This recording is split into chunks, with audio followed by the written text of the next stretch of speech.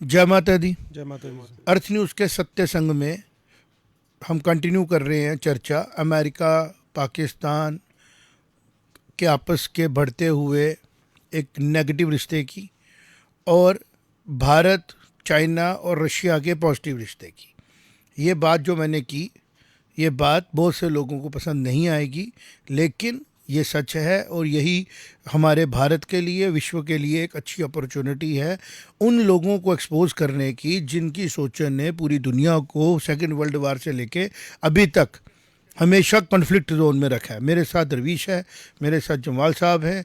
रवीश, पहले तेरे पास चलते हैं और मुझे तू थोड़ा सा एक्सप्लेन कर पॉइंट वाइज पॉइंट। जिस तरह शो शुरू होने से पहले हम बात कर रहे थे, हम कह रहे थे कि यार ये सच नहीं होना चाहिए था जो सामने आया कि अमेरिका जो है वो इतना अपॉर्चुनिस्ट पॉलिसी लेके चल रहा था, जिस पॉलिसी के आगे ना उसको इंसान दिख रहे थे, ना उसको ह्यूमैनिटी दिख रही थी, ना ही ग्लोबल पीस दिख रहा था, और मुखोटा पहना के रखा था। या ऐसा भी तो हो सकता है ना रवीश कि अमेरिका की जो पॉलिसीज़ हैं वो ड्युअलिटी में है।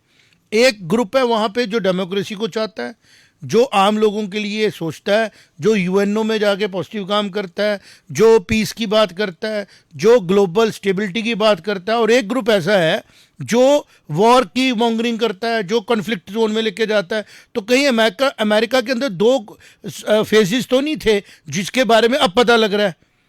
जी बिल्कुल, देखिए अमेरिका के फेसेस जो थे ये मुखौटा उठा है दोनों तरफ। अगर डेमोक्रेट्स की भी सरकार होती थी या रिपब्लिकन्स की भी सरकार होती थी, दोनों सूरतों में वो हमेशा से ही पाकिस्तान को सपोर्ट करते आए हैं। देखिए वो पाकिस्तान को देखते कैसे हैं, नज़रिया है ना, पहले आप समझिए कि देखते कैसे। वो पाकिस्तान को एक एक ऐसा भूखंड की तरह देखते हैं जिसको वो कभी भी खरीद सकते हैं, कभी भी अपना सकते हैं। और उसकी जियोपॉलिटिकल जो पोजीशनिंग है कि वो एक इस्लामिक वर्ल्ड के एंड पे है, इंडिया के बॉर्डर पे है, चाइना के बॉर्डर पे है। और चूंकि बांग्लादेश भी जब पाकिस्तान के साथ था तो बे ऑफ बंगाल और जो जो ईस्ट एशिया की एशियन कंट्रीज़ है वहाँ तक का इन्फ्लुएंस था जियोपॉलिटिकली। अगर हम देखें तो अमेरिका ने क्या किया, 53 से ये पॉलिसी शुरू हुई, 53 से उन्होंने इन्वेस्ट करना शुरू किया। अभी हमने देखा कि कुछ दिन पहले एक अखबार की कटिंग वायरल हुई थी 1971 के जंग से पहले की, जिसमें बताया गया था कि 1.1 बिलियन यूएस डॉलर ऑलरेडी 1971 तक इन्वेस्ट कर चुका था अमेरिका। इतना अमाउंट अमेरिका 1971 तक इन्वेस्ट कर चुका था। और असली जो हार्डवेयर आया वो तो उसके बाद आया, F-16 आए, जहाज़ मिले, टेक्नोलॉजीज़ बहुत दी। तो ये बेसिकली इन्वेस्टमेंट है, पाकिस्तान अमेरिका की एक इन्वेस्टमेंट है जिससे कि वो अपना जियोपॉलिटिकल बैलेंस जो फुटप्रिंट है वो एशिया में बनाना चाहता है। लेकिन उसको ये समझना चाहिए कि वो भारत की संवेदनाओं के साथ खेल रहा है। आपको बैलेंस बनाना पड़ेगा। इस दुनिया में सिर्फ अमेरिकन का ही राइट नहीं है जिंदा रहने का, एक भारतीय का भी बराबर राइट है, ह्यूमैनिटी के अकॉर्डिंग एक हिंदुस्तानी का भी बराबर राइट है जिंदा रहने का। तो आपकी जो ये एक्शंस हैं, जो सपोर्ट है, वो हमारे जो परपेट्रेटर्स हैं जो हमें मारना चाहते हैं वो उनको बड़ा बना रही है। आप अभी पैसा दे रहे हैं, आप अभी उनको फंड दे रहे हैं, वो फंड इनडायरेक्टली कश्मीर और J&K और इंडिया में टेरर एक्टिविटी को स्पॉन्सर होने में लगना ही लगना है। पिछले 4-5 साल 7 साल से लल क्यों था, क्योंकि कोई स्पॉन्सर नहीं था इनके पास अपने टेररिस्ट कैंप्स के लिए। लेकिन मैं देख पा रहा हूँ कि अमेरिकन जो जो बॉनहॉमी हुई है इस टाइम पे ट्रंप और आसिम मुनीर की, ये एक इविल बॉनहॉमी है, एक इविल बॉनहॉमी है। और मैं कहूँगा कि इसने पुश किया है इंडिया को ट्रायोका की तरफ। और अब मैं देख पा रहा हूँ, जिस नज़रिए से मैं देख रहा हूँ, कि असली में इंडिया, चाइना और रशिया के जो इंटरेस्ट हैं वो कॉमन है। और जो अमेरिका है वो एक मुखौटा पहना हुआ बैठा हुआ था, वो कह रहा था कि नहीं भारत, हम आपके साथ हैं, आप जी डेमोक्रेटिक हो, आप सब हो, हम आपके साथ हैं। लेकिन असलियत में वो पीछे से पाकिस्तान को स्पॉन्सर करता जा रहा था। मैं इसको और करेक्ट करूँगा, जैसे रवीश ने आपको बताया। देखें, हमारा एक ओपन प्लेटफॉर्म है जिसके ऊपर हम चर्चा करते हैं। रवीश का ओपिनियन थोड़ा सा पाकिस्तान को लेके as a country, because of the things it has done wrong with the Bharat, वो उसको लेके क्लियर है। हम भी पाकिस्तान को as a Pakistan of today and a Pakistan it has lived for 70 years पसंद नहीं करते हैं। बट पाकिस्तान को हम या चाइना को या रशिया को या अमेरिका को, I don't blame it as a identity कि एक ग्रुप को पूरे को बोल दो। मैं इसको एज ए लेता हूँ कि पाकिस्तान में जो कंटिन्यूस सरकारें रही और जो पावर में लोग रहे, उन्होंने पाकिस्तान को अपने लोगों को कभी बेनिफिट नहीं दिया। सबसे ज़्यादा नुकसान अगर उन्होंने दिया है तो पाकिस्तान की जनता को दिया है। 70 साल पहले भारत भी उसी की तरह 75 साल पहले आज़ाद हुआ, भारत को भी सेम प्रॉब्लम्स थी, ठीक है। पाकिस्तान के हुक्मरानों को प्रवोक करके कश्मीर में भेज दी गई सेना, उनको वॉर जोन में ले गए, भारत को रिस्पॉन्स में जाना पड़ा। भारत ने तो प्रोवोकेशन ही ना की थी कि हम भी चले जाते हैं जी किसी और टेरिटरी में, हम भी बलूचिस्तान में घुस जाते हैं, हम भी कर लेते हैं, नहीं ना किया, बात खत्म हुई। अब नेक्स्ट पोजीशन ये आई कि 1965 में बोला जाओ लो पैटर्न टैंक करो हमला, ठीक है जी। अब ये पोजीशन है 71 से आते आते भारत ने रिस्पॉन्स देना शुरू किया 71 में। इंदिरा गांधी जी को इसको क्रेडिट देना पड़ेगा, पाकिस्तान की पॉलिसी पे इंदिरा गांधी जी का स्टैंड रियलिस्टिक शुरू हुआ। एक होता है आइडियलिस्टिक, एक होता है इम्प्रैक्टिकल, एक होता है रियलिस्टिक। तो इंदिरा गांधी जी का स्टैंड शुरू हुआ जिससे कि पाकिस्तान ईस्ट वेस्ट पाकिस्तान से एक और कंट्री बन गया। फिर ग्रेजुअली फिर से अनस्टेबिलिटी भारत में रही, स्टेबिलिटी किसकी, थॉट्स की, कि हमने अपनी इक्वेशन सॉल्व कैसे करनी है। अगर हम वेस्टर्न फिलोसफर्स के ऊपर जाएं तो वो हमेशा कॉन्फ्लिक्ट में रहते हैं, क्रिश्चियनिटी के आने के बाद भी वो कॉन्फ्लिक्ट में थे, लड़ाइयाँ, एक्सेप्टेबिलिटी नहीं ना थी। और ऐसा कॉन्फ्लिक्ट कि जो रिलीजियस कॉन्फ्लिक्ट शुरू होता है सोच का, विश्वास का, और वो पॉलिटिकल हो जाता है, जंगें लड़ी जाती हैं किसके ऊपर कि मेरी थॉट सही है, तेरी थॉट गलत है। वेस्ट का ये हो गया। इसी तरह इस्लामिक कंट्रीज़ की अगर हम बात करें उनको भी कॉन्फ्लिक्ट में डाला गया। बट भारत में वेस्ट की कंट्रीज़ जितना भी कवर्डनेस के थ्रू जो पॉलिटिक्स की जाती है वो करने की कोशिश कर रही थी, लेकिन भारत ने अपने 70-75 साल के पोस्ट इंडिपेंडेंस टाइम में अगर हम देखें बहुत ज़्यादा सर्वाइव किया, और वो सर्वाइव करके बड़ा आगे जा सका। जो रशिया का हाल किया गया वहाँ पे वो फोर्सेस भारत का भी करना चाहती थी, जैसे अभी लद्दाख में प्रोवोकेशन की बात चल रही है, नॉर्थ ईस्ट में चल रही है, केरला में चल रही है, स्टेट्सों में चलती है। आप देखेंगे बैक एंड पे कहीं ना कहीं इनके तार आपको वेस्ट में मिलेंगे। यहाँ ये वेस्ट से पढ़ के आए हैं या फंडिंग ले रहे हैं।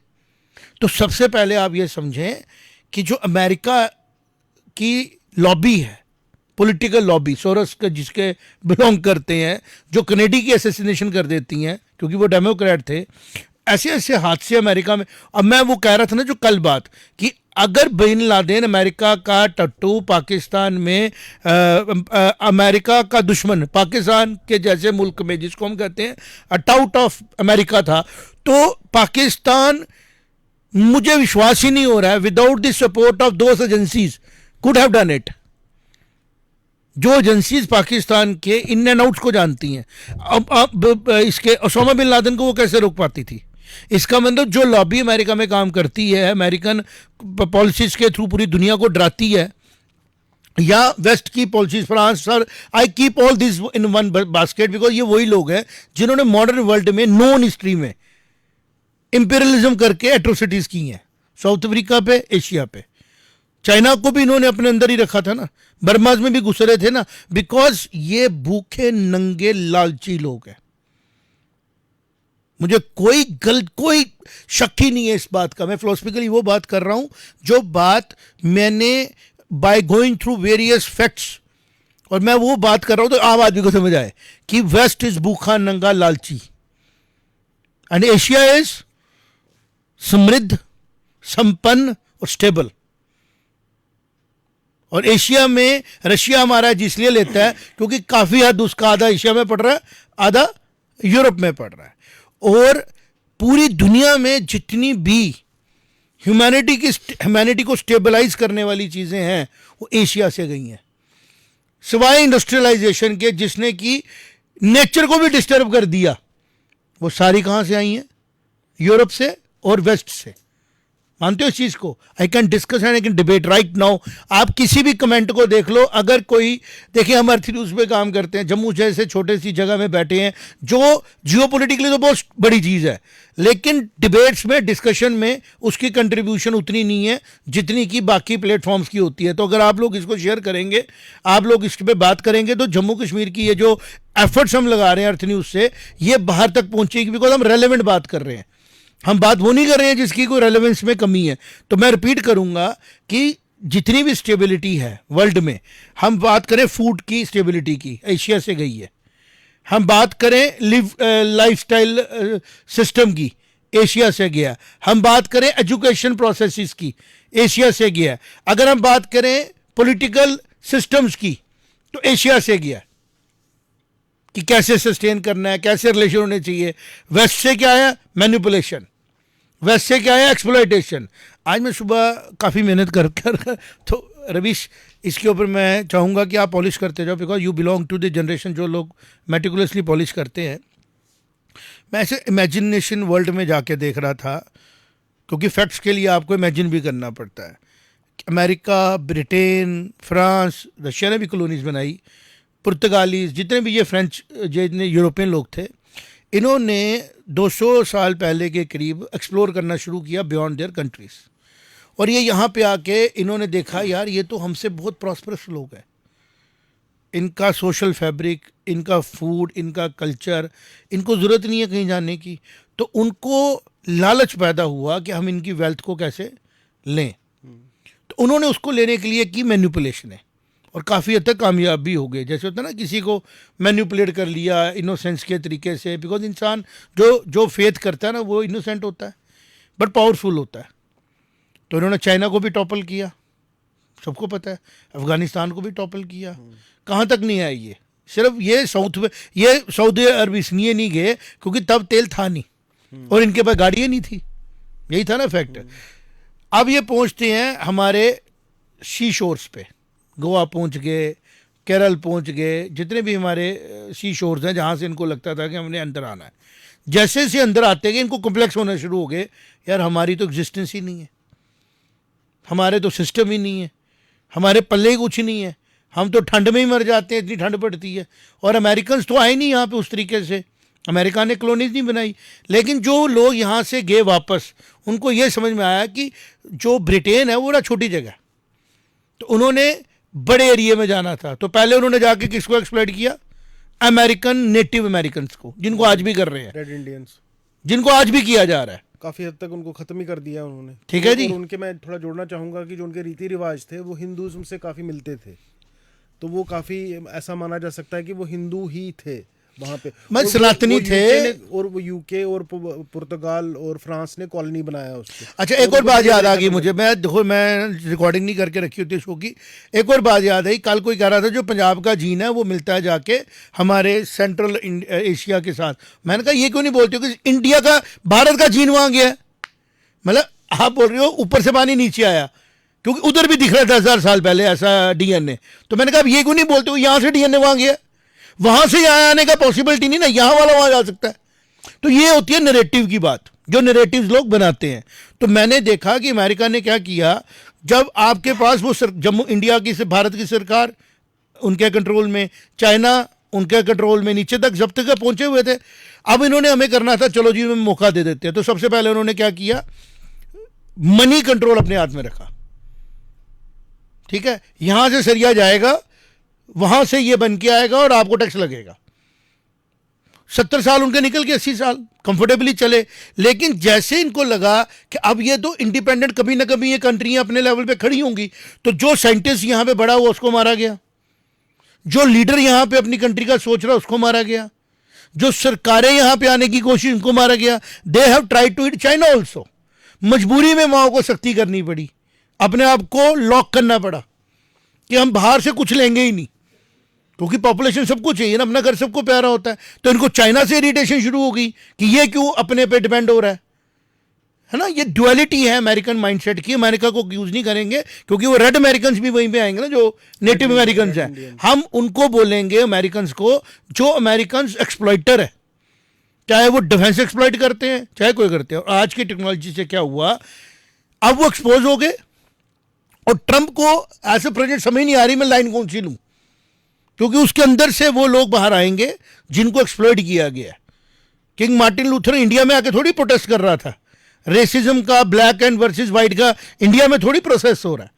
अब ये क्या करते हैं, अपने आप को रेलेवेंट बनाने के लिए वर्ल्ड के जो इश्यूज होते हैं पहले वो बनाते हैं, फिर अपना रोल प्ले करते हैं, हम इसको सेटल करेंगे, हमारे पास एटम बम है, हमारे पास एटम बम है। तो भाई तुम्हारे पास जितने होते हैं, चाइना ने भी बना लिए, इंडिया ने भी बना लिए, रशिया के पास भी है। तो ये धमकियां देना बंद कर दो, आप वो करो जो आपको करना चाहिए।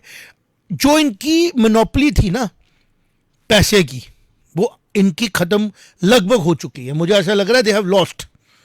जो इनके पास तरीके थे, चाहे वो बैंकिंग को सेंट्रलाइज करके रखना, चाहे वर्ल्ड बैंक के थ्रू लोगों को पैसे देना, फिर एक्सप्लॉइट करना, सरकारों को वीक रखना, कॉन्फ्लिक्ट्स कराना, ये सारे काम करके इनकी जो पूरी मोनोपोली थी ना वो बस्ट हो गई।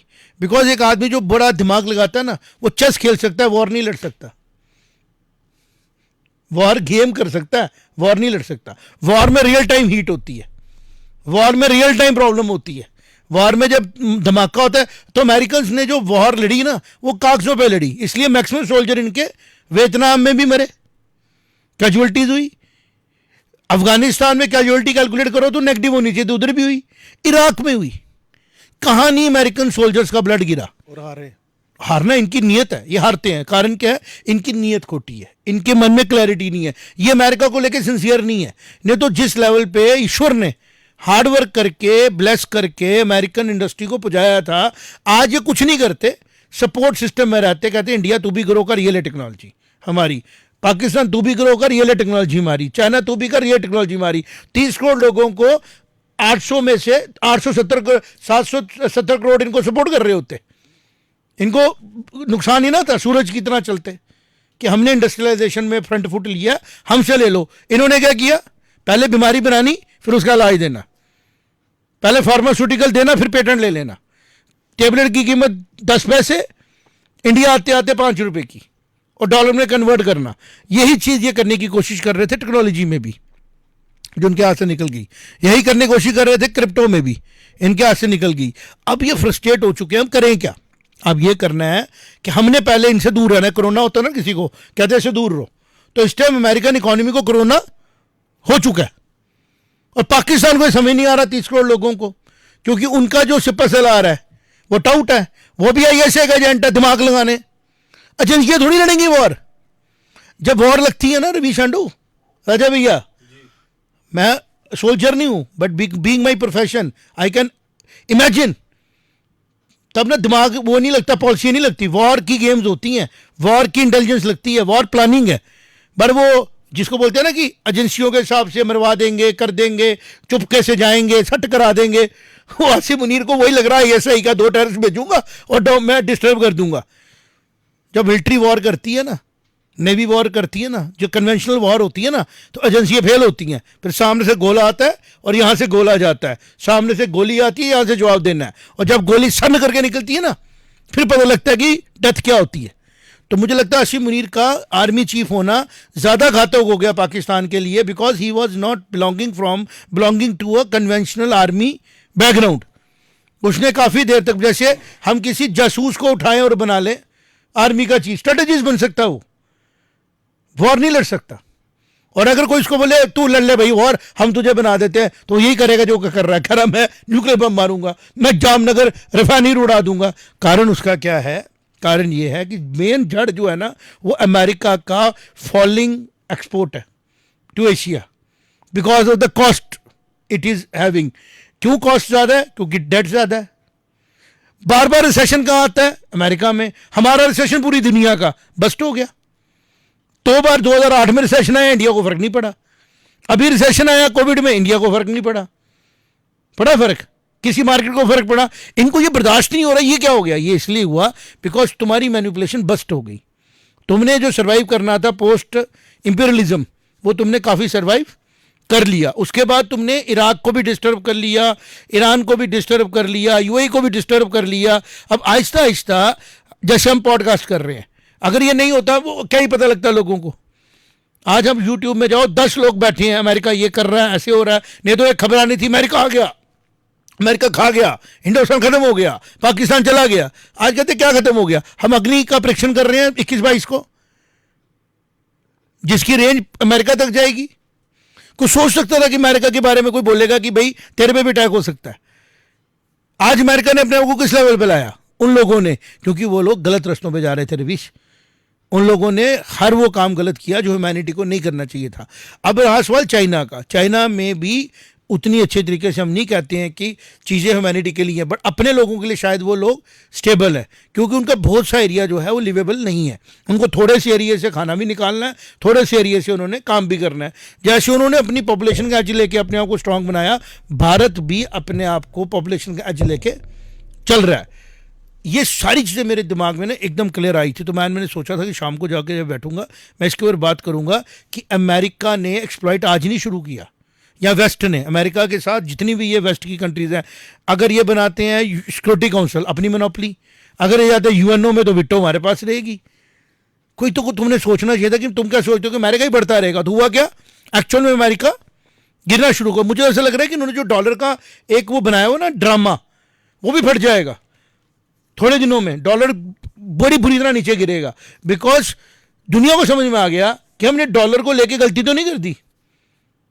पता लगे डॉलर की वैल्यू खत्म हो गई एक दिन दुनिया में, क्योंकि अमेरिका सप्लायर था, कंडीशन देता रहा कि मेरे से अगर आपको हथियार चाहिए डॉलर में लूंगा, मेरे से आपको पेट्रोल चाहिए डॉलर में लूंगा, मेरे से आपको प्लास्टिक चाहिए, ग्रैन्यूल चाहिए, मैं डॉलर में लूंगा, है ना। एग्रीकल्चर का बड़ा ज़बरदस्त एक्सपोर्टर था वर्ल्ड को, तो मैं डॉलर, और फिर क्या जीएमओ किया, मतलब आपकी जो अनाज नेचुरली उगता था उसको बढ़ाने के लिए आपने उसका जेनेटिक कोड ही बदल दिया यील्ड बढ़ाने के लिए, और आज वो कार्सोजेनिक हो गया, तो उनका वो प्रोडक्ट भी फेल हो गया। आज किस सीड की वैल्यू ज़्यादा है 2025 में? Not modified, genetically not modified होना चाहिए। अगर जीएमओ है तो आपकी वैल्यू नहीं है, जीएमओ नहीं है तो वैल्यू ज़्यादा है। तो अमेरिका में जीएमओ के बगैर बचा ही नहीं है। आज बिल गेट्स कलेक्शन कर रहा है नेचुरल सीड्स की जहां पे जीएमओ नहीं हो। तो आप ये समझे कि ये प्लानिंग कोई इंसान नहीं कर सकता, ये ईश्वर कर सकते हैं, ऊपर की ताकत कर सकती है कि जो देख रही है कि अमेरिका को मैंने ब्लेसिंग दी, इंडस्ट्रियलाइज किया, उसको जो नेक्स्ट लेवल पे लेके जाना था 2019वीं सदी और 18वीं सदी और 20वीं सदी में, तो मैंने उसको ये मौका दिया। लेकिन 300 सालों की ग्रोथ के बाद, 200 सालों के बाद ये कल्चर अपने आप को मेंटेन नहीं कर पाया, तो फॉल तो आना था। अब आया सवाल पाकिस्तान का। पाकिस्तान तो 30 करोड़ लोग जिसको बोलते हैं ना, दे आर इनोसेंट पीपल, अनाथ, इनोसेंट और अनाथ, मतलब लगभग दे आर ऑर्फन्स नाउ, कोई उनका है ही नहीं। देखा इमरान खान जैसा आदमी अंदर है, उसने सीधे बोला था ना अमेरिका के खिलाफ, बिल्कुल, तो प्रूफ मिल गया ना कि अमेरिका की थॉट के अगेंस्ट इमरान खान जाता है, और उसको same will be happening in case हम लोगों ने नैरेटिव्स का जवाब नहीं दिया। हमारी जो प्रेजेंट सरकार है वो भी डेयरिंग कर रही है। आज तो मोदी जी ने सीधे बोल दिया ना कि यार डोंट टेल मी, मुझे मत बताओ, मैं तुम पे पाकिस्तान की तरह डिपेंड नहीं हूं। कल बहुत इंपॉर्टेंट चीज़ें दो होने वाली है, कल और परसों में। एक चाइना के फॉरेन मिनिस्टर अजीत डोवल से मिलने आ रहे हैं इंडिया, और इंडिया के foreign minister Russian foreign minister से मिलने रशिया जा रहे हैं। तो जो कल का दिन है, आप देखिए ट्रेयो का कल के दिन फॉर्म हो जानी है।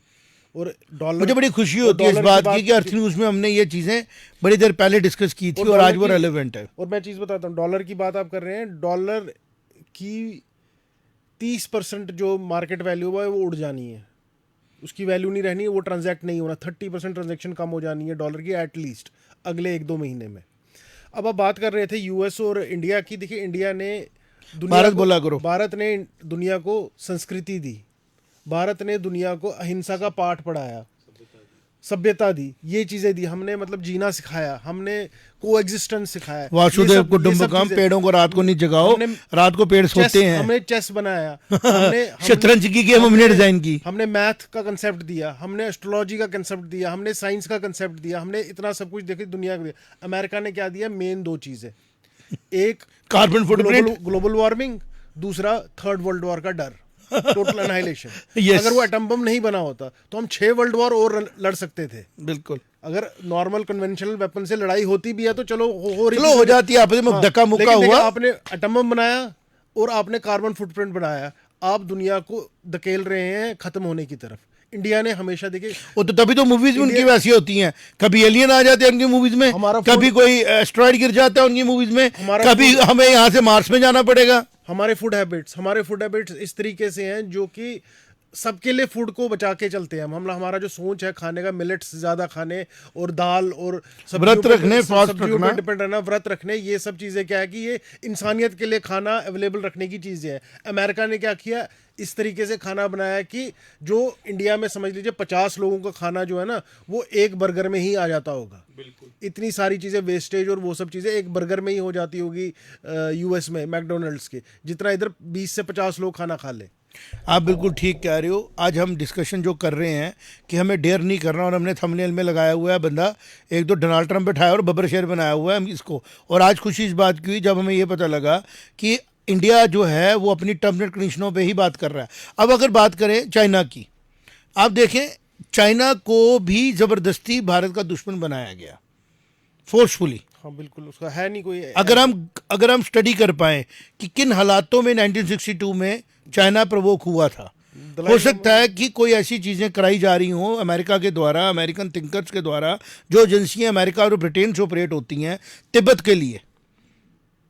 नहीं तो भारत अगर एक तरफ तिब्बत को असैलम दे रहा था, दूसरी तरफ उसके एक साल पहले चाइना से बात कर रहा था, और चाइना अगर विस्तार कर रहा था तो रीज़न क्या था? क्या कहीं पे अमेरिकन कोई एजेंसियां तो नहीं काम कर रही थी वहाँ बैठ के कि मैम इसमें फुट होल बनाते हैं? मुझे एक बात समझ नहीं आती है, अमेरिका को साउथ एशिया में इंटरेस्ट क्या है? देखिए आबादी है यहाँ की, देखिए दुनिया का हर, मैं हमारी बारी 150 करोड़, हम कोई आइलैंड लेने नहीं जा रहे। सुन, चाइना की है समझ में आता है, लेकिन जब अमेरिका की 30 करोड़ है, वो इतना लैंड बैंक है, कभी कनाडा को कह रहा मैं कॉलोनी बनाऊंगा, कभी कह रहा मैं जी डेनमार्क में जाऊंगा, कभी कह रहा मैं सी में जाके देखूंगा। मतलब इन लोगों की मानसिकता क्या है, इनके बुजुर्गों को क्या खत्म करने वाली, मुझे लगता है ये these people need to be, इनका सारों का ना, मुझे लगता है जो लोग भी पॉलिटिकल लीडर्स हैं ना, थिंकर्स हैं, इनको बिठाना चाहिए, उनको पूछना चाहिए पहले इनका ना मेंटल टेस्ट करो, एटीट्यूड पता लगे कोई साइंस ने निकाल दिया रास्ता, इनके सिटी स्कैन में आ जाए कि ये तो एलिजिबल ही नहीं है कि किसी कंपनी के हेड बने, तो इनको हमने कंट्री दे दी। और जो लोग इनको कंट्रियों में बिठा रहे हैं, सुनने में आता है उन्होंने खुद के अपने सारे हेडक्वार्टर जिनेवा में रखे हैं, स्विट्जरलैंड में, जहां पे कोई खतरा नहीं है। तो these people are playing like the जिसे होता है ना, एक गेम खेल रहे हैं, वीडियो गेम की तरह। इनको मजा आता है, फलानी कंट्री में ये हो गया, फलानी कंट्री में लोग मर गए, फलानी कंट्री फलानी से लड़ रही है, पर इनको ये पता नहीं है कि गले में पटा पहनता है डॉग, शेर नहीं पटा पहनता। वैसे मैं एक और आज मैं डायलॉग जो मेरा अपना है उसको बोलने वाला हूं, शेर को टेम नहीं कर सकते। शेर कहता है मेरी सवारी नहीं करना, चढ़ तो जाओगे उतरने नहीं दूंगा। तो इन्होंने वही किया, इन्हों को लगा कि भारत को हम लोग अपने हिसाब से मैनिपुलेट कर लेंगे। भारत चुप करके चलता रहा, भारत ने अपने आप को सशक्त बना लिया, बिकॉज भारत ने सारा क्रेडिट इसका देना चाहिए प्रेजेंट की भारत की सरकार को, जिसने पॉलिसी शिफ्ट किया। अगर हमें डिफेंस की कोई प्रॉब्लम आती है तो हमारा के कॉन्स्टेंट जाता है हमारी सभ्यता में। चाणक्य क्या कहता है इस मसले में, चंद्रगुप्त मौर्य क्या करते हैं, रामायण ने क्या किया, कृष्ण की फिलॉसफी क्या, महाभारत युद्ध में क्या कहा गया, रेफरेंसेस है ना। अगर हमें प्रॉब्लम आती है हेल्थ में तो हम चल पड़ते हैं आयुर्वेद में। इस सिचुएशन में क्या करना होता है, पैंडेमिक को अगर हम आयुर्वेदिक से मैनेज कर लें, हम हैंडल ही नहीं कर पाते। कौन से घर में कावा नहीं पिया गया। And same is true with China, उनके पास भी अपने ताऊ हैं। ऐसे ऐसे फिलोसफर्स हैं जो लोग भारत से कनेक्टिविटी होने के बाद मिलजुल के रिसर्च करते थे और कंट्रीब्यूट करते थे वर्ल्ड को। Food of China is also good, natural food खाते हैं, उनको अपना फूड प्रोडक्शन करने के लिए कोई ज़्यादा इंडस्ट्रियों की जरूरत ही नहीं है। एग्रीकल्चर से आता है, रॉ फूड खाते हैं, वो नॉन वेज खाएं, वो कीड़े खाएं, जो भी खाएं, but they are able to understand कि वी आर सस्टेनेबल। अमेरिका का फूड तो प्रोसेस्ड ही है सारा, रॉ तो कुछ खा ही नहीं सकते वो लोग। तो मुझे हमदर्दी हो रही है कि अमेरिका जो 200-250 साल तुझे टोटल मिले स्टेबिलिटी के, तो उस स्टेबिलिटी को मेंटेन ही नहीं कर पाया। इस 200-250-300 साल के पहले भी तेरी कोई हिस्ट्री नहीं है, और जिस तरीके से तू बढ़ रहा आगे, तेरी आगे भी नहीं होगी। पाकिस्तान फिर सस्टेन कर लेगा कुछ ना कुछ, अमेरिका क्या सस्टेन करेगा। एक्सपोज होने के बाद में उसकी सारी, जैसे एक मूवी में दिखाते हैं विलन होता है छुपा हुआ, एंड में आते आते आते आते वो बिल्कुल जो गद्दाफी का हाल हुआ, डर था ना, नेपोलियन बोनापार्ट का हाल हुआ, या जो भी इटली का हमारा मुसोलिनी क्या हाल हुआ, ऐसा ही कहीं अमेरिका का तो नहीं होने वाला। उन लोगों का, अमेरिका के जिन लोगों ने पिछले 70-80 सालों में ह्यूमैनिटी को शेम किया। मेरा पर्सनल ओपिनियन है, जो तरीका जापान में किया गया था by America, 2 bombs after 1 and 2 days, उनको मौका मिला था देखने का, पहले ने क्या किया, हमने दूसरा भी मारा। कौन लोग थे वो, प्रेसिडेंट, वो कैबिनेट, अगर उनके जीन्स आज भी वहां पे है, दैट्स अ डेंजरस थिंग। तो मुझे ऐसा लग रहा है कि जो आज का सिचुएशन है ना, वो 150 करोड़ भारत के खड़े रहे, अपोजिशन को बोलेंगे जो बोलना है बोल, हुल नहीं करना है। दूसरा, भारत की सरकार को चाहिए जो स्टैंड लिया उसको और मजबूत करे और पाकिस्तान को कोई मौका नहीं दे डैमेज करने का। अगर आपको डर है कि पाकिस्तान को मिसएडवेंचर कर सकता है, तो कहते हैं ना कि एक्ट बिफोर टाइम। आप पाकिस्तान को मौका ही नहीं दो, उसकी आर्मी स्टैब्लिशमेंट्स और उसके रिसोर्सेज को, कि वो मोबिलाइज भी कर पाए खुद को, जो मुझे लग रहा है। समझ में आई ना मेरी बात? और वो मुझे लग रहा है we are going on the same direction. India is not going to react, India will act. और ये डर जो है उसको सुनाई दे रहा है, उसको लग रहा है कि ये एक्शन होने वाली है मेरे पे, और ये डर अमेरिका को भी लग रहा है कि इस एक्शन के बाद मैं भी एक्सपोज हो जाऊंगा। जब डेब्रिज में से मेरे वो चीजें मिलेंगी जो मैंने वर्ल्ड को छुपाई हुई हैं कि मैंने अमेरिका को पाकिस्तान को नहीं दी हैं, लेकिन जब डेब्रिज में वो चीजें सामने आएंगी, ये तो अमेरिकन चीजें थी, तो रशिया भी तो देखेगा, चाइना भी तो देखेगा कि मुझे काउंटर करने के लिए इस हद तक अमेरिका गिर गया कि उसने मेरे को नुकसान देने के लिए पाकिस्तान का रूट लिया। चीजें एक्सपोज होती है ना, तो क्या चाइना इसको लेके साइलेंट रहेगा? हाँ, और अगर भारत के साथ 1 to 1 होता है तो चाइना को नहीं लगेगा कि नेक्स्ट मेरा नंबर है। और रशिया तो ऑलरेडी भुगत चुका है। Division of Russia, all the credit has to be given to whom? America. कैसे तोड़ा था, कैसे यूएसएसआर स्प्लिट हुआ? On the base of religion. जो प्रोवोकेशन उन्होंने ईरान इराक के बीच में की, शिया सुन्नीज में प्रोवोक की, जो बिटवीन यूएई में प्रोवोकेशंस की, इजराइल के साथ प्रोवोकेशंस की, जूस के साथ इस्लाम को लड़ाया गया, वही प्रोवोकेशन उन्होंने रशिया में भी की थी ना, यूएसएसआर में, जब रशिया ब्रेकअप हुआ। नहीं तो रशिया कहां टूटता? हुआ ना। मुझे ऐसा लग रहा है कि अमेरिकन स्टेट्स ना ब्रेक हो जाए। हमें क्यों डर रहा है? हमारे को खुशी होगी क्योंकि उन लोगों की नीयत ही गंदी है। लेकिन अच्छी बात इसमें यह है, भारत नहीं प्रोवोक होगा। अच्छी बात यह है कि भारत नहीं टूटेगा। अच्छी बात यह है कि भारत की लेगेसी क्लियर हो गई है। हमें पता है हमारा प्रेसिडेंट आज प्राइम मिनिस्टर कौन है, और हमें यह भी पता है मेरा अगला प्राइम मिनिस्टर कौन होगा। हमें यह भी पता है उसके अगला कौन होगा प्राइम मिनिस्टर। रीजन उसका क्या है कि अब जो हमारी लेगेसी आई है ना, ये अच्छे कर्मों का जो फल भारतीय लोगों का, उसकी वजह से आई है। रुपी is getting very stronger, UPI is getting और स्ट्रॉन्गर, और डिफेंस हमारा रोबस्ट हो गया, टेक्नोलॉजी अपनी है। और अगर जो लोग दूसरी कंट्रीज के लिए काम कर रहे हैं, इंडियंस, वो अपना पासपोर्ट सेंटर करके भारत में आए, तो हमारे पास उनको हैंडल करने के लिए इंफ्रास्ट्रक्चर है।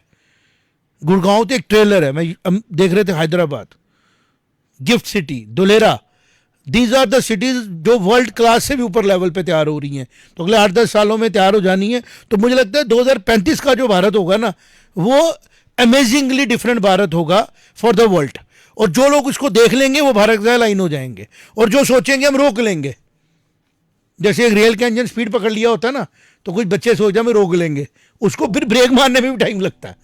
तो ये ब्रेक अब नहीं बजेगी। अगर हमारी अपनी गवर्नमेंट भी चाहे ना, स्लो डाउन होना है, ये ग्रोथ नहीं रुक सकती, बिकॉज ये ग्रोथ अब जो होगी ना, ये ऑटो मोड में चली गई है। मोमेंटम आ गया है इसमें अपना। सारा अडानी मिसाइलें बना रहा है, एल&टी मिसाइलें बना रहा है, वेपन बना रहा है, तोपे बना रहे हैं, टाटा बना रहा है, स्टार्टअप्स हैं, छोटे छोटे छोटे बच्चे स्टार्टअप लगा रहे हैं, रॉकेट लॉन्च कर रहे हैं, जो हम मिले भी थे दिल्ली में कुछ साल पहले हम। तो आज का जो हमारा मकसद था ना, वो ये कहने का था कि जो अमेरिका की सोचें थी, वो सोचों के ऊपर अमेरिका एक्सपोज हो गया। अमेरिका के एक्सपोज होने से पूरा वेस्ट एक्सपोज हो गया। वेस्ट के एक्सपोज होने से पाकिस्तान को भी एक मौका मिला है कि जो गलतियां उसने की हैं, इनके इन्फ्लुएंस में आकर खुद को डिस्टेबलाइज किया।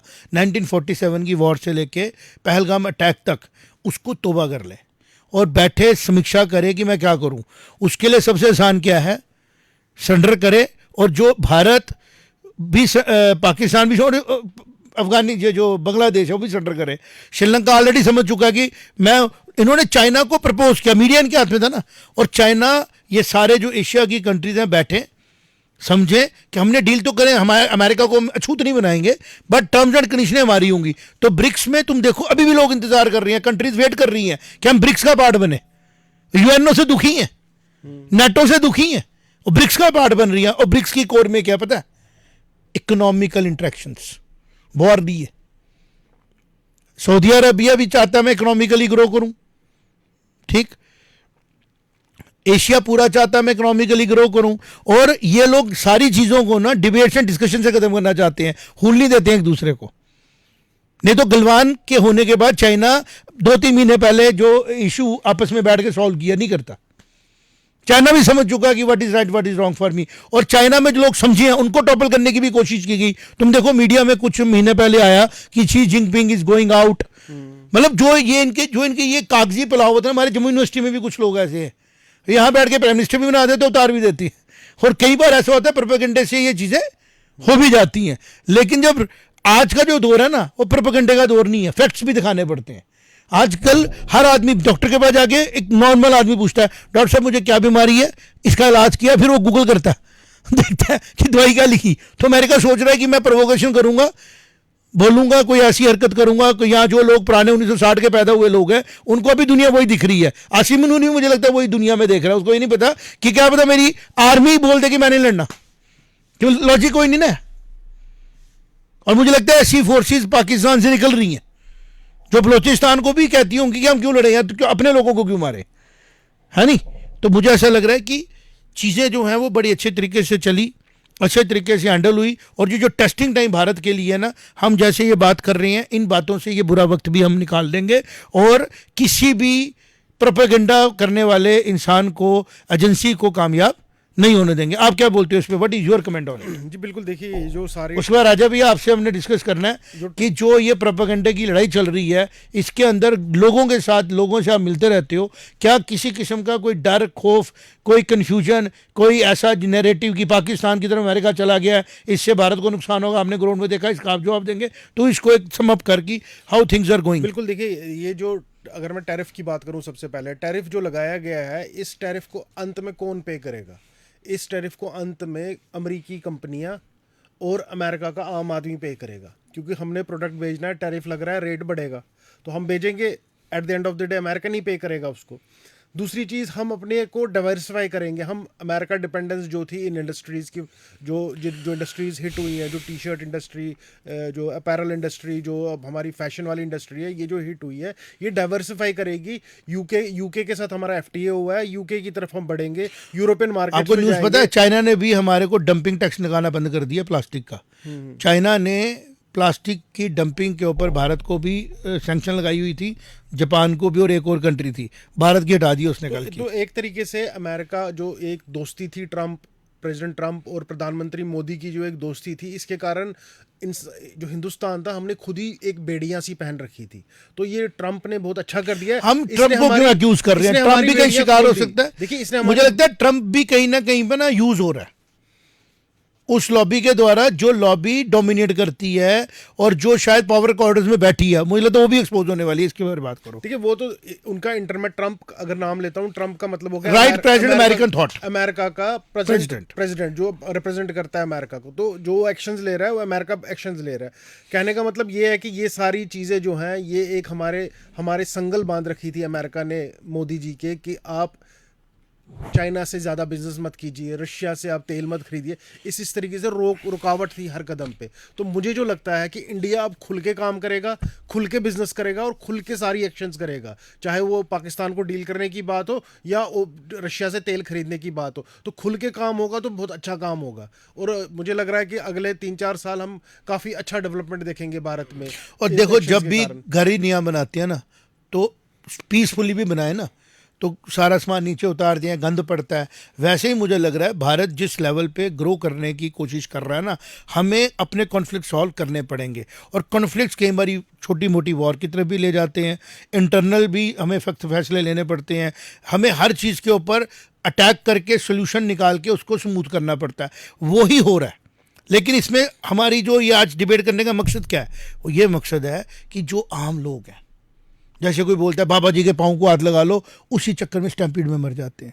दुखी होता है ना। इस मुहूर्त पे आप इस मंदिर में पहुंचोगे, आपको मोक्ष मिलेगा, आम लोग चल पड़ते हैं। हमारा काम है उन लोगों को कहना, घर में बैठो, ईश्वर सब जगह है, भारत की सरकार, भारत की आर्मी, भारत के थिंक टैंक्स लगे हैं। आप किसी भी प्रोवोकेशन में आके अपने आप को डिस्टर्ब ना करें।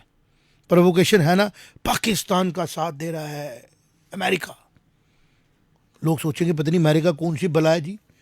क्या हो जाएगा जी? F-16 तो यहाँ से उड़ा नहीं पाया, यहाँ से वापस लेके जा नहीं पाया, और वो प्रोवोकेशन ख़त्म होना ज़रूरी थी। शायद इस एक्सपोजर के बगैर ईश्वर इस दुनिया में पीस नहीं ला सकते थे।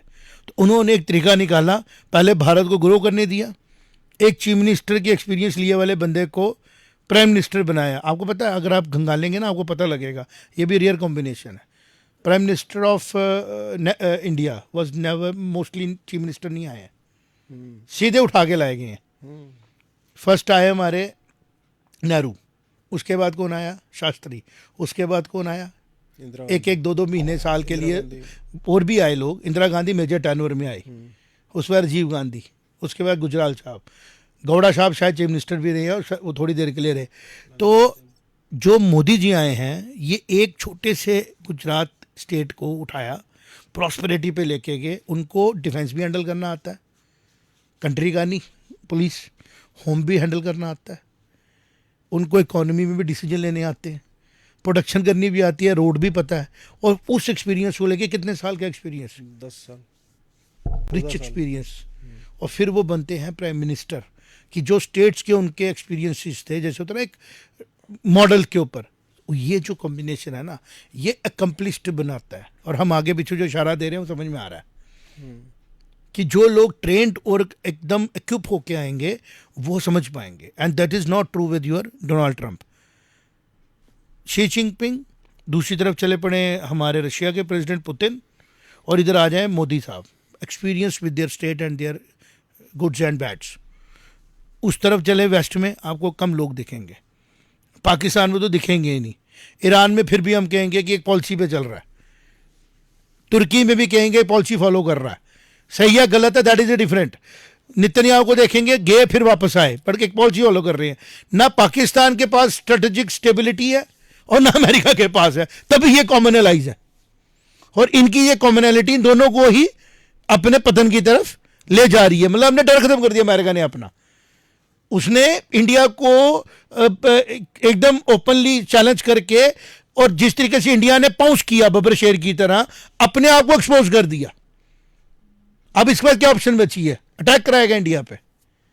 कर सकता है, गलती कर सकता है पाकिस्तान को प्रोवोक करके। तो उधर से पता लग जाएगा कि पाकिस्तान को सबसे बड़ा नुकसान देने का जिम्मेवारी किसकी थी? वो थी अमेरिका की। तभी हम ये शो कर रहे हैं कि पाकिस्तान के जो लोग हैं वो जागे और अपनी आर्मी के हेड्स की, पॉलिटिकल हेड्स की, जो एक आदत बन चुकी है यूज होना वेस्ट के द्वारा, उससे वो खड़े हो और उनको बोले नो मोर यूजेज। हम वो करेंगे जो हमारे देश के लिए अच्छा है।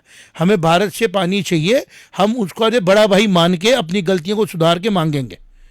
हमें भारत के साथ रिलेशन चाहिए, हम गलतियां सुधारेंगे। तो लीडरशिप को मर्ज होना पड़ेगा वहाँ पे। और अगर कोई फैंटेसी की वजह से वो नहीं ठीक हो सकते हैं, तो भारत को पता है कि अपने आप को कैसे प्रोटेक्ट करना है। जैसे अभी किया, भारत आगे भी करेगा। और अगर कोई मिसएडवेंचर किया गया पाकिस्तान के द्वारा स्पॉन्सर्ड बाय वेस्ट, तो भारत उसका जवाब दोनों को देगा। सर्जिकल स्ट्राइक इकोनॉमी तो कर चुका है ना अमेरिका की, वो तड़पन जो है कभी जियो। सोचो एक इतनी बड़ी कंट्री हमारी रिफाइनरी के बारे में प्रोवोकेशन कर रही है। इससे इकोनॉमिक डेवलपमेंट सोचिए कि कितनी हुई है। रिलायंस एक ग्रुप एज ए कितना बड़ा बन चुका है। ये तो अपने कॉर्पोरेट हाउसेस की बात करते थे, हमारा अपना रिलायंस कितना बड़ा बन चुका है। और उसको टॉपल करने के लिए भी इन्होंने क्या क्या चालें चली होंगी कि एक जो हमारा कम्युनिकेशन था उसको इन्होंने खराब ही कर दिया। कितना कुछ हो सकता है। आप समझे कि बांग्लादेश को खराब करने के लिए क्या क्या किया गया। बड़ी अपने रो में रहो, अपनी कंट्री में काम करो, दूसरे के घर में घुस के तुम्हें क्या इंटरफेरेंस करना है। क्योंकि इनको शौक, इनको आदत लग चुकी थी इंपीरियलिज्म के बाद कि हम जाएंगे इंडिया में राजाओं को लड़ाएंगे, इधर से उधर करेंगे, उधर से गोल्ड भी उठाएंगे, चाइना में जाएंगे, उधर भी डिसऑर्डर पैदा करेंगे और अपनी सुप्रीमेसी दिखाएंगे कि हमने जी इंडस्ट्रियलाइजेशन सीख ली, हमने जी डोमिनेट करके देख लिया, हमें जी मैनिपुलेशन कर ली। वो आपने हार्डवर्क से की। आज आप लेजी हो चुके हो।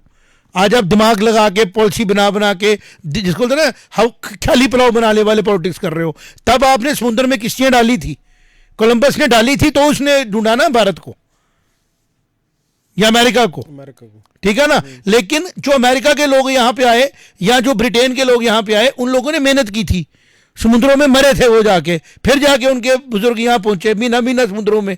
आज आप वहां से सोचते हो कि पॉलिसी बनाएंगे और वो इंप्लीमेंट करेंगे और यहाँ पे सब बदल जाएगा, टैरिफ लगाऊंगा बदल जाएगा। तू भी मेहनत कर, तू भी अपनी इंडस्ट्रियलिस्ट के साथ बैठ, तू भी हार्ड वर्क कर। सलाह दे रहे हैं आज भी उसको। जैसे भारत बैठा है, भारत में कितने हमारे समिट्स हो रहे हैं इंडस्ट्रीज के, कितनी सरकारें जो है अपने यहाँ पे बुला रही हैं। इंडिया में यूटी ऑफ जेके में ही हम लोगों ने इन्वाइट किया इंडस्ट्रियलिस्ट को। कितने सीरियस है आप जरा चेक करो जाके, अमेरिका में कितने सालों से ये चीज़ें बंद हो गई हैं, क्योंकि वहाँ पे अब मोनोपोली सिस्टम है। हमारे यहाँ पे मोनोपोली सिस्टम नहीं है। अगर सीमेंट एक जेके बना रहा है तो 10 कंपनी और सीमेंट बना रही है और बाकी भी वेलकम है। अमेरिका में एक बनती है बस, और कोई नहीं आए। यही देखा ना आपने। नहीं तो इनोवेशन, क्रिएटिविटी नेक्स्ट लेवल पे जा सकती थी। एलॉन मस्क ने टेक्नोलॉजी में इनोवेशन करने की कोशिश की। आपको क्या लग रहा है he is well treated there? No. पहले सरकार में लाने के लिए उसको यूज किया गया, क्योंकि ट्विटर को उसने कंट्रोल किया हुआ था, और जैसे लाया गया ही साइड लाइंड। आप समझे बात को? तो अब ये एक्सपोज हो चुका है उस लॉबी के बारे में जिसको सो कॉल्ड डीप स्टेट बोलते थे, और लोग उसका पार्ट बन के ना, कुछ लोग बड़ा अपनी बड़ी बड़ी बातें करते थे। वो कहते ना, एक सो सुनार की तो एक लोहार की, इधर ना सुनार ना लोहार। यह है ट्रुथ। एक रोशनी की किरण जो होती है ना, वो डार्क को ख़त्म करती है। तो अमेरिका के साथ इस टाइम पे हमदर्दी है हम सबको, क्योंकि अमेरिका ने वर्ल्ड को बहुत कुछ दिया, अमेरिकन थॉट ने बहुत कुछ दिया। लेकिन जो प्रेजेंट अमेरिका है, पिछले हम मानो कि 50-1 साल से, आफ्टर वर्ल्ड वार 1 के तो बाद अमेरिका बना, वर्ल्ड वार 2 के बाद का जो अमेरिका है ना अरविश, वो अमेरिका दिन ब दिन डिग्रेड ही हुआ। उसके ऊपर दाग ही दाग लगे। एटम बम से शुरू हुआ दाग लगना, हर एक वॉर को उसने ओन किया। हर एक वॉर के पीछे अगर देखा गया तो अमेरिकन एजेंसीज का हाथ था। अब ये सारी चीज़ें इकट्ठी होके ना जिसको वो भर चुकी हैं। और लास्ट जो उसने अब गलती की, जो 26 बंदे पहलगाम में इनोसेंट मारे गए ना, धर्म पूछ के, फेथ पूछ के, जिसको बोलते ना पाप का घड़ा बढ़ना था, भरने में हेल्प की पाकिस्तान ने, और सपोर्ट करके हेल्प किसने कर दी? अमेरिका ने। चाइना हाथ खड़े कर गया। चाइना को अपनी गलती समझ आ गई कि इस चीज़ के लिए मेरी इन्वॉल्वमेंट नहीं होनी चाहिए। और आप याद करो, जब कोविड आया कितना जोर लगाया गया ये कहने का कि इसमें चाइना का हाथ है, टू स्टॉप चाइना। पता लगे इसमें भी पूरा हाथ चाइना का नहीं था। तो इस टाइम पे जो कम्बिनेशन हो रहा है, नेचुरलाइज आपस में आ रहे हैं, इस किस्म की डिस्कशनें और होनी चाहिए, ताकि जब कोई रिसर्च करे, सर्च करे, दिखे कि आम जनता क्या चाहती है। आम जनता चाहती है हम अपने जो लैंड कनेक्टेड एरियाज़ हैं, अपनी कंट्रीज़ हैं, हम इंपोर्ट करते हैं चाइना से, रशिया से तेल ले रहे हैं सस्ता, चाइना को सस्ता प्लास्टिक दे रहे हैं, वहाँ से गुड्स यहाँ आ रहे हैं। आपस में हम एक दूसरे को सपोर्ट करें, और जो वेस्ट की इन्फ्लुएंस हमारे पे लगा है, इसको हम लोग एक कन्फाइन करें एज पर द यूजेज, कि जितना वो हमें प्रॉफिट दे हम उतना प्रॉफिट उसको दे, ना वो हमें एक्सप्लॉइट कर पाए ना हम उसको कर पाए। लेकिन अगर ये वेस्ट वॉर की तरफ लेके जाता है तो पूरा एशिया इकट्ठे होकर इसके साथ बात करे, क्योंकि अगर हम डिवाइड रहेंगे ना तो वेस्ट हमेशा एक्सप्लॉइट करेगा। कोशिश की चर्चा करने की उम्मीद है कि अर्थ न्यूज़ का ये प्रयास, ये कोशिश एक रेलेवेंट इफेक्ट डाल पाए, और जब भी कभी डिस्कशंस हों कि किस किस मीडिया हाउस ने भारत को लेके सीरियस डिस्कशंस की, डिबेट्स की, और आम लोगों तक आम भाषा में वो चीज़ें पहुँचाई, तो अर्थ न्यूज़ का नाम आए, हमारी कंट्रीब्यूशन उसमें दिखे। जय माता दी। जय माता दी।